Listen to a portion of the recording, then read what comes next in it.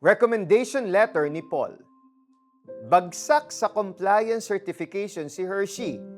Ang industry nila ay may kinalaman sa tiwala at strict confidentiality at seryosong offense ang nagawa niya.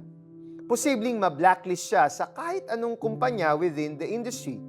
Buti na lang, nabigyan siya ng pagkakataong magpaliwanag at mag-retrain. Base ito sa recommendation ng compliance manager na nag-vouch para sa kanya. Naging mentee niya si Hershey at kung anuman daw ang pagkukulang niya, siya na ang sasagot. Ganito ang tema ng sulat ni Apostle Paul kay Philemon, isang Christ follower at mayamang slave owner, patungkol sa alipin niyang si Onesimus. During these times, slaves were owned by their masters. May pagkakamaling nagawa si Onesimus kay Philemon. Lumala pa ito nang tumakas siya at pumuntang Rome. There, he met Paul. He became his mentor and served with him.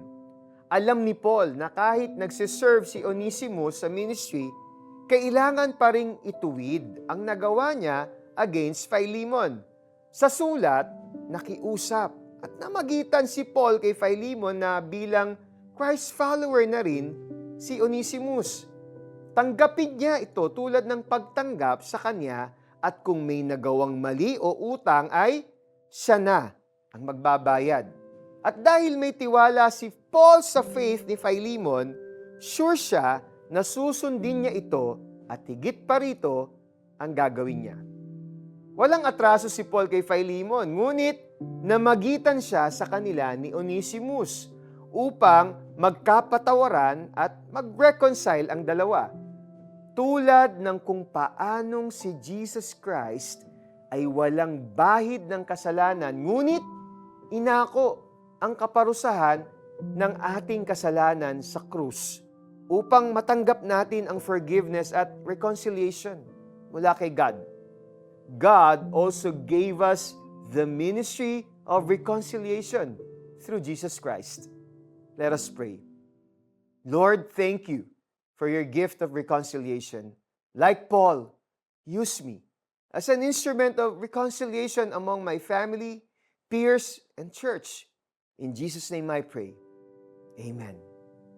Is God reminding you of people who are not on good terms with each other? Pray for them and ask God how you can be an instrument to their reconciliation. Hindi nagkasala si Kristo, ngunit dahil sa atin, siya'y itinuring na makasalanan upang sa pamamagitan niya ay maging matuwid tayo sa harap ng Diyos. 2 Corinthians chapter 5, verse 21. Ako po si Eric Tutanyes. God bless you.